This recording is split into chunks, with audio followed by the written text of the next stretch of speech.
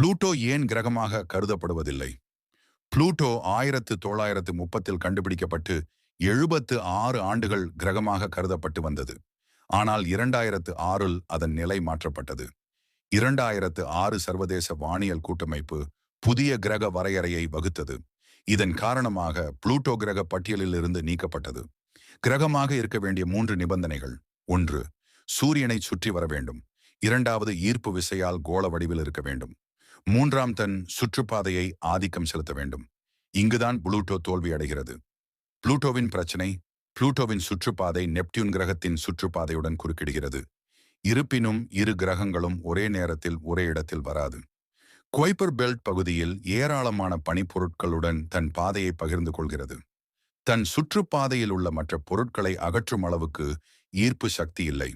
இந்த காரணங்களால் Pluto dwarf planet என மறுவகைப்படுத்தப்பட்டது. இன்னும் பல விண்வெளி ரகசியங்கள் தெரிஞ்சுக்க சப்ஸ்கிரைப் பண்ணுங்க.